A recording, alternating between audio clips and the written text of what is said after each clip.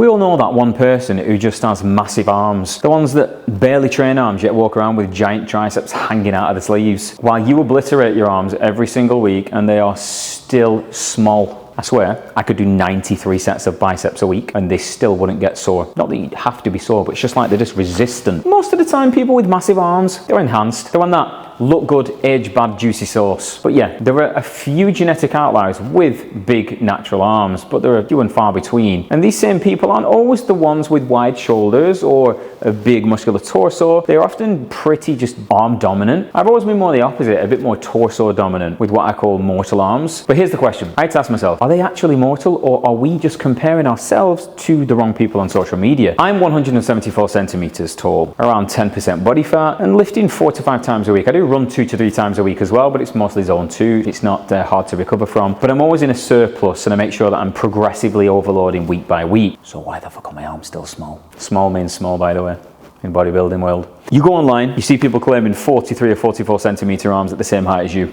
You start thinking, fuck's wrong with my genetics? What am I doing wrong? So I decided one day to dig into the actual science. Not gym hearsay, not social media nonsense, the real data on natural muscularity. It's all measured in lean condition, around 8 to 10% body fat. You compared height, lean mass, bone structure and limb girths to work out what natural lifters can realistically achieve. Which is awesome for us to know, because then we know who to compare with. What league are we playing in for predicted arm size at different FFMIs at around 8 to 10% body fat. At an FFMI of 22, most guys sit around 37 to 38 centimeter arms. Athletic and trained, but not filled out. At 23, the typical range is 38.5 to 39.5, solid intermediate to advanced. At 24, the predicted range is 39.5 to 41 centimeters, top tier natural. At 24.5, it jumps to 40.5 to 41.5. At 25, the theoretical natural ceiling for us natties with good genes, we're talking 41.5 to 42 centimeters. And anything above 25, meaning over 42 centimeters, is extremely rare without enhancement or higher body fat levels. So I looked at this model and this is where everything clicked. Based on my height, my leanness and my fat-free mass index, my predicted natural arm size is between 39 and 41 centimeters. And that's exactly where I am. My arms measure 40 centimeters cold, right in the middle of the expected natural range for someone with my structure. I have quite thin wrists, thin joints. Beast though. Not small, not lagging, not undertrained, just scientifically accurate for a natural lifter at my body fat who is approaching their genetic ceiling. So why do some people still appear bigger? Most of the 43 or 44 centimeter claims online are pumped measurements.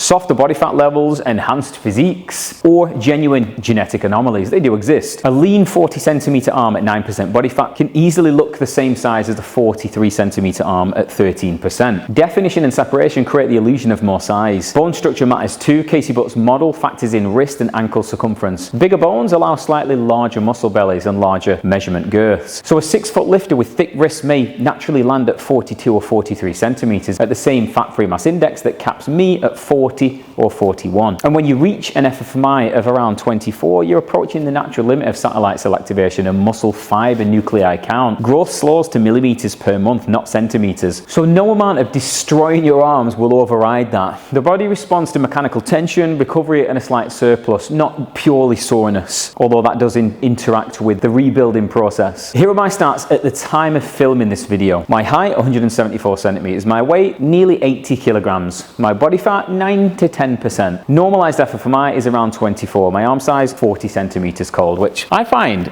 certain arms look better from certain angles. For me personally, so some are thicker and some are wider from the side. My arms tend to be wider from the side as opposed to wider from the front, if that makes sense. And again, that it all boils down to your insertion points and your origin points in your arms, where your muscles attach and things of that nature. So one arm at the same size might look different to another arm at the same size based on the attachment points. But my arm size of around 40 centimeters puts me in a high percentile of natural muscularity, even though I used to feel like my arms were lagging. The funny thing is, shirtless, pumped, under natural light, my arms look significantly bigger than the tape will suggest. That's the effect of leanness, muscle separation and years of training, muscle density, etc. So instead of chasing inflated numbers, I focus on what actually matters: progressive overload, shape, and density and real performance in the gym. Takeaway, if your progress has slowed, you might not be slacking, you might just be getting close to your ceiling, which doesn't mean you are at it, it just means that progress is slower. A lean, dense 40 centimeter arm can outlook a softer 44 centimeter arm. And the more advanced your physique becomes, the more tiny the marginal improvements separate you from the average lifter. So although you might not have as much distance to now catch or to improve on, those changes make you look so far away from the norm. And that is where the beauty lies of achieving the higher percentile fat-free mass index as a natural athlete. Moral of the story, don't judge your physique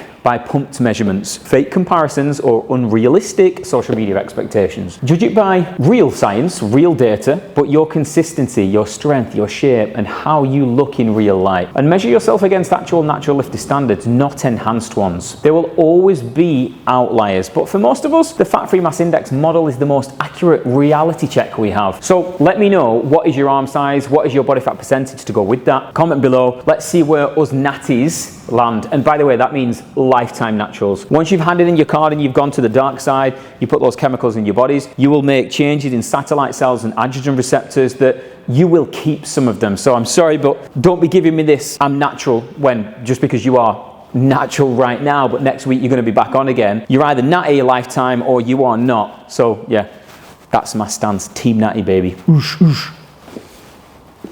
Oosh.